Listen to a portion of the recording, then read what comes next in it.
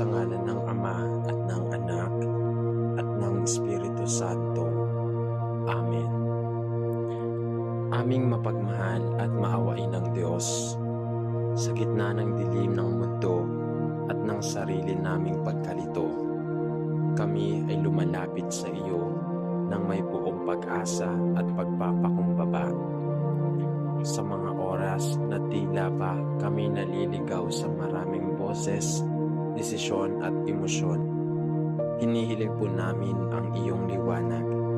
Isang liwanag na nagbibigay ilaw sa aming isipan, direksyon sa aming buhay, at kapanatagan sa aming puso. Panginoon, ikaw po ang liwanag sa gitna ng dilim.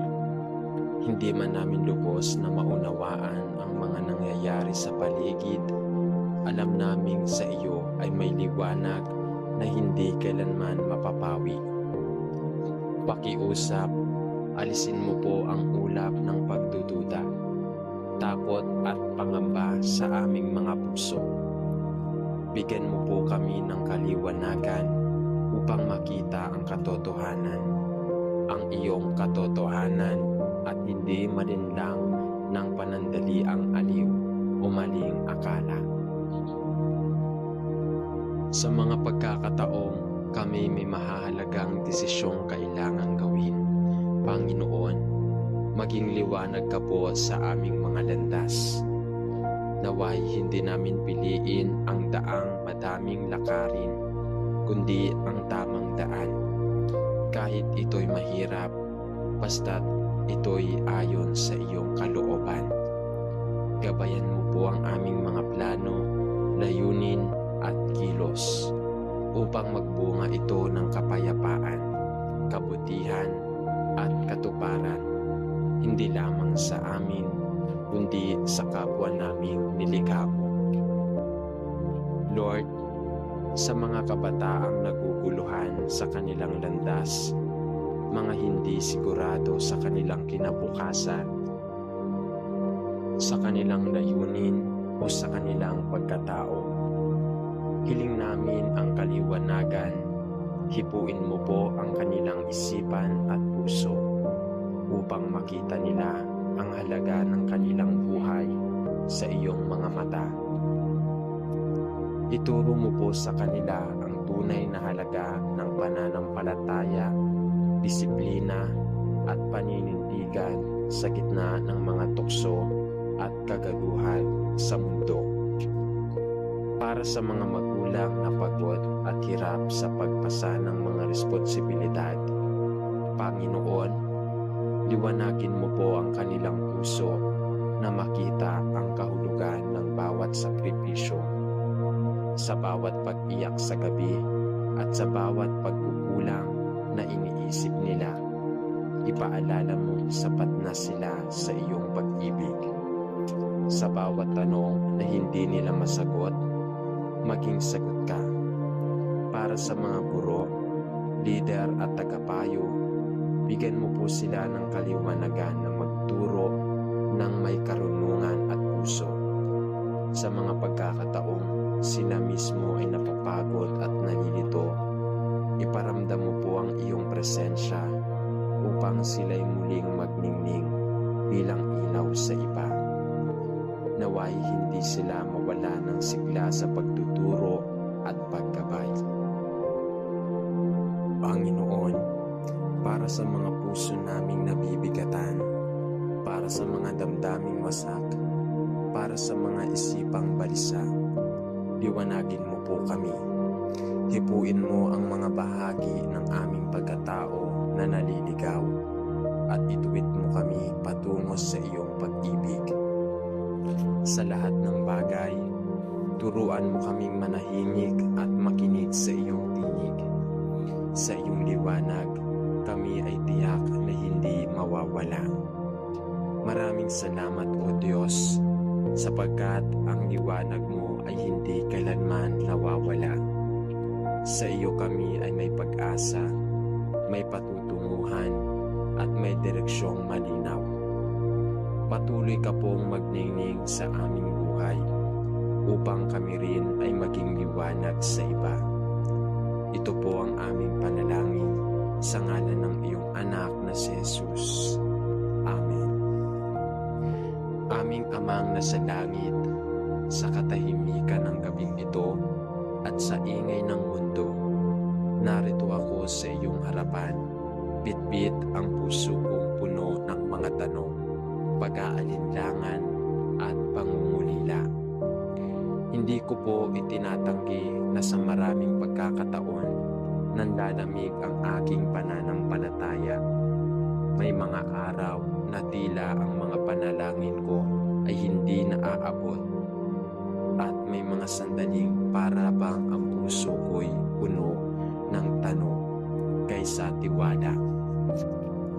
Ngunit Panginoon, alam ko na hindi mo ako kailanman iniwan.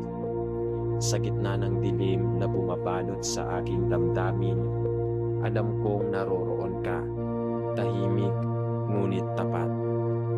Kaya't muli hinihingi ko ng kaliwanagan ang aking buhay, Lord. Buksan mo ang aking mga mata upang makita ko ang iyong mga kamay na kumikilos sa mga simpleng bagay, sa hininga, sa araw, sa yakap ng pamilya, sa presensya ng kaibigan, at sa mga aral sa bawat pagsubok. Pakiusap, Panginoon, bigyan mo po ako ng pananampalatayang hindi nakabase lamang sa nararamdaman ko, kundi sa katotohanan ng iyong mga salita. Punan mo ang aking puso ng kapayapaan, ng pag-asa at ng pagtitiwala na kahit hindi ko alam ang lahat, sapat na ang kaalaman ko, hawak mo ako. Turuan mo akong maghintay, magtiwala at nang manalangin ng may buong loob. Gamitin mo po ako kahit ako'y hindi perpekto. Gamitin mo po ako kahit ang mga sugat ko ay nakikita at napupunan. Lord, nais kong maging sisidlang puno ng liwanag mo upang sa buhay ikaw ang makita ko. Maraming salamat, Panginoon. Ikaw po ang aking kalakasan. Lord, salamat sa pagmamahal sa gitna ng mga ugnayang puno ng saya at luha. Ako'y lumalapit sa iyo, Panginoon. Napakaraming relasyon sa buhay, sa pamilya, sa kaibigan, sa mahal sa buhay, at hindi madali ang bawat isa. May tampuhan, ngunit hindi ito nagkakaroon ng kaayusan agad. Lord, minsan may sakit sa aming kailamdaliman, kaya't hinihiling ako, Lord, ng kaliwanagan na galing sa iyo. Ikaw po ang mag-ingat at gumabay sa amin. Liwanagin mo po ang aking puso upang makita ko ang katotohanan na ikaw ang aking nararamdaman, hindi ang intensyon ng iba. At higit sa lahat, ikaw, Lord, ang masunod sa aking buhay. Kung ang relasyon na ito ay para sa akin, pakiusap, bigyan mo ito ng pagmamahal na hindi madamot, ng pag-unawa na hindi mapangusga, at ng pagpapatawad na bukal sa puso. Ngunit kung ito'y kailangang bitawan, bigyan mo po ako ng lakas upang tanggapin ang iyong plano. Panginoon, alisin mo ang inggit, ang pride, ang kawalang kasiguraduhan sa aking kalooban. Turuan mo akong makinig, hindi lang sa sinasabi ng bibig, kundi sa sinisigaw ng puso. Ipagkaloob mo po sa akin ang kapayapaang galing lamang sa iyo. Ang klaseng kapayapaang hindi dependent sa response ng iba, kundi sa relasyon ko sa iyo. Maging liwanag mo po ako sa mga taong mahal ko. Gamitin mo ang ugnayan namin ito upang makita ng iba ang iyong pagmamahal. At sa bawat bagay, maging ikaw ang sentro ng buhay ko. Sa bawat pasya, ikaw ang patnubay. Sa bawat relasyon at desisyon, ikaw ang ilaw. O Diyos, ikaw po ang pinagmumula ng lahat ng karunungan at liwanag. Humaharap po ako sa iyo ngayon, bitbit ang bigat ng hindi ko maipaliwanag. Panginoon, sino ba talaga ako? Ano ba ang layunin ko sa buhay na ito? Bakit tila hindi ako sapat? At bakit parang nawawala ako sa sarili kong daan? Sa dami ng boses sa paligid, muli at mula sa social media, sa lipunan, sa sarili kong insecurities, nalilito po ako kung saan ang tunay kong ako. Panginoong Hesus, ibalik mo po ako sa dimension mo. Ibalik mo ako sa katotohanang nilikha mo ako ayon sa iyong wangis. May layunin, may saysay at may halaga. Alisin mo ang maling paniniwala na ako'y walang silbi. Palitan mo ito ng pananalig na ako'y may bahagi sa mas malaking plano na hindi ko pa lubos na nauunawaan. Sa mga araw na ako'y nagkakamali, huwag mong hayaan na doon ko ibase ang identiko. Sa halip, turuan mo akong matutong bumangon, magpatawad sa sarili at tanggapin ang pag-ibig mo. Gawin mong malinaw ang direksyon ng buhay ko. Ipakita mo kung saan mo ako gustong dalhin at bigyan mo ako ng tapang na sundan ito. Sa gitna ng lahat, Panginoon, nais kong kilalanin ang sarili kong ayon sa paningin mo. Sa iyo ko itinatagubili ng aking pagkatao, puuman o durog. Mula sa iyo ako nanggaling, at ikaw po ang aking pagbabalikan ng pasasalamat. Aming Amang nasa langit, Lord, sa oras na ito ay lumalapit kami sa iyo ng buong pagpapakumbaba. Sa gitna ng dilim ng mundo, sa gitna ng mga kaguluhan sa aming isipan, at sa gitna ng mga pasya na kailangan naming gawin araw-araw, humihingi po kami ng kaliwanagan mula sa iyo. Alam naming ikaw ang liwanag sa lahat ng kadiliman. Sa iyo nagmumula ang katotohanan, ang kaalaman at ang direksyon. Kaya naman, kami po ay nananalangin na sana'y liwanagin mo ang aming puso at isipan upang makita namin ang iyong kalooban at sumunod ng may pananampalataya. Panginoon, sa mga oras na kami ay nalilito at hindi namin alam kung anong landas ang tatahakin, kami po ay humihiling ng iyong liwanag. Gawin mong malinaw ang mga bagay na tila magulo. Buksan mo po ang aming isipan upang makita namin ang katotohanan at huwag kaming hayaang maligaw sa maling paniniwala, maling damdamin o maling direksyon. Ipaalala mo po sa amin na kahit sa gitna ng kadiliman, nariyan ka. Hindi kami kailanman nag-iisa. O Diyos, sa mga panahong kami ay binabalot ng takot, galit o panghihina ng loob, liwanagin mo po ang aming damdamin. Palitan mo ang aming kaba ng panatag, ang aming galit ng kapatawaran, at ang aming panghihina ng pag-asa.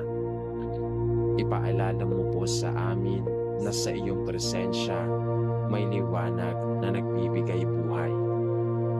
Tulungan mo kaming lumayo sa mga bagay na nagpapalayo sa iyo at magdala sa amin sa kalituhan. Gawin mong maliwanag ang pagkakaiba ng tama at mali sa aming mga puso upang mas piliin namin ang matuwid, ang mabuti at ang makadiyos. Panginoon, liwanagin mo rin po ang aming landas bilang isang pamilya, komunidad at bayan. Sa panahong tila maraming hidwaan, pagkakahati at kawalan ng pagkakaunawaan, ang iyong kaliwanagan lamang ang makapagbabalik ng pagkakaisa at pag-ibig. Bigyan mo po kami ng mata na nakakakita ng katotohanan at puso na handang tumanggap ng iyong aral. Naway ang liwanag mo ang maging silbing gabay namin upang hindi kami matukso sa muling lakad ng mundong ito. Sa mga kabataan, Panginoon, na madalas ay nawawala sa tamang direksyon, kami po ay dumadalangin, naway iyong liwanagan ang kanilang landas. Bigyan mo sila ng tamang gabay upang hindi sila makuha ng kadiliman, dulot ng maling impluensya, kasinungalingan at kasamaan. Iangat mo po ang kanilang isipan upang maunawaan nila ang halaga ng paggawa ng tama, ng pagkakaroon ng pananampalataya at ng pagkilala sa iyong kapangyarihan. Sa mga magulang, manggagawa at lider ng aming lipunan, Panginoon, liwanagin mo rin po ang kanilang mga puso sa bawat desisyong kanilang ginagawa para sa iba. Bigyan mo po sila ng liwanag ng katapatan, malasakit at katarungan. Huwag mo po silang hayaang magpadala sa sariling kapakanan, kundi gamitin mo po sila bilang kasangkapan ng kabutihan para sa mas nakakarami. Lord, sa pamamagitan ng iyong liwanag at katotohanan, naway maisulong ang kaayusan at kapayapaan sa aming paligid. Liwanagin mo rin, Panginoon, ang espiritual na buhay sa bawat tanong namin tungkol sa aming pananampalataya sa mga panahon na tila napapalayo kami sa iyo. Muling sindihan mo ang apoy sa aming puso. Bigyan mo kami ng liwanag upang mas makilala ka pa at magtiwala sa iyo ng buong puso. Alisin mo ang mga pagdududa at palitan ito ng pananampalatayang mas lumalalim araw-araw. Gawin mo kaming mga anak na tumatahak sa landas ng liwanag, ang landas patungo sa iyo. Panginoon, ikaw lamang ang liwanag at kaligtasan. Sa iyo kami umaasa, naway patuloy mong sindihan ang aming mga buhay at gamitin mo bilang ilaw din sa buhay ng iba. Turuan mo po kaming maging mapagpakumbaba, mapagpasalamat at masunurin sa iyong mga turo. Sa bawat takbang na aming tatahakin, ikaw nawa ang maging ilaw sa aming landas. Sa pangalan ni Jesus na siyang liwanag ng sanlibutan, ito ang aming panalangin. Lord, sa iyo po namin ibinabalik ang lahat ng kapurihan at kaluwalhatian. Tanging sa Panginoong Jesus lamang. Amen. Sa ngalan ng Ama at ng Anak at ng Espiritu Santo. Amen.